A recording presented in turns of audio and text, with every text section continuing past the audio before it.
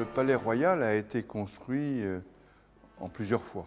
Là, nous sommes dans l'aile de la famille d'Orléans, construite en 1830. Là où nous sommes, puisqu'il y a eu plusieurs étapes de la construction, on peut dire que c'est le palais de Philippe d'Orléans, duc d'Orléans, et ce boudoir, car c'était ce boudoir, aujourd'hui c'est notre salle de délibéré, a été aménagé pour la femme de Jérôme Napoléon, dit Plomplon, Marie-Clotilde de Savoie. Il y a sa chambre, son boudoir.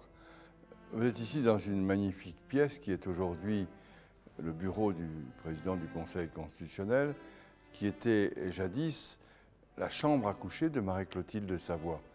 Vous avez vu tout à l'heure la salle délibérée qui était le boudoir de Marie-Clotilde de Savoie, ça c'est sa chambre.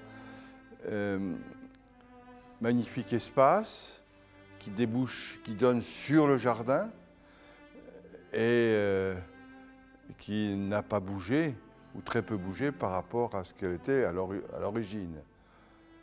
Le boudoir étant contigu à la salle de bain, à la salle d'eau, et ici c'est la chambre. Voilà. Alors, les Mariannes de la République. Ce qui est exceptionnel, c'est cette construction de cette charpente métallique qui date de 1830, qui est due à l'architecte Fontaine. Il n'y a pas de précédent à Paris, sauf à la Bourse du Commerce. C'est bien avant la Tour Eiffel.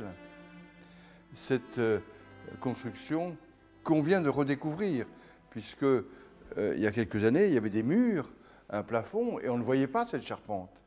Et c'est lorsqu'on a aménagé cette bibliothèque qu'on a retrouvé cette magnifique charpente, et le parti pris a été, non pas comme c'était auparavant, de la remettre dans des murs, mais au contraire, de la faire apparaître dans tout son éclat.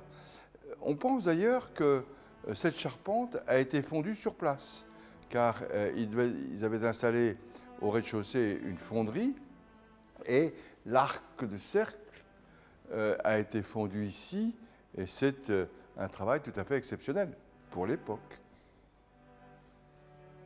Et puis je voudrais vous dire un mot de ces jardins, car c'est un espace tout à fait exceptionnel ici, le Palais Royal, parce que l'histoire de la France s'est déroulée en grande partie ici. C'est là où, le 13 juillet 1789,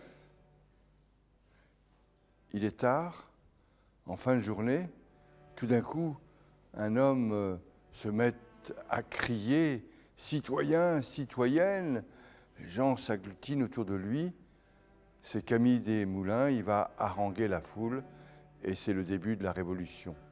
D'ailleurs, ce n'est pas très étonnant, car tout autour de ce jardin du Palais Royal, il y a un certain nombre de cafés, notamment le café Corazza, qui est là, à quelques mètres, et qui entend encore résonner la voix du jeune Bonaparte. Dans cet espace du Palais Royal, par la suite, vont venir y habiter des personnages illustres. Naturellement, je pense à Colette, qui a été là, qui a habité rue de Beaujolais.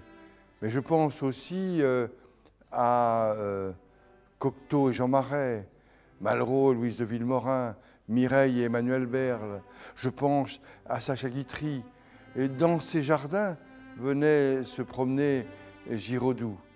Et d'ailleurs, symboliquement, ce Palais Royal, il est cerné par deux théâtres.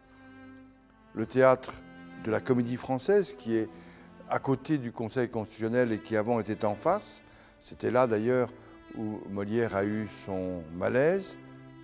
Donc ce jardin, il est cerné par la Comédie Française, théâtre du classicisme français, et le théâtre du Palais Royal à l'autre bout, qui a été le symbole du théâtre de boulevard et de la contestation.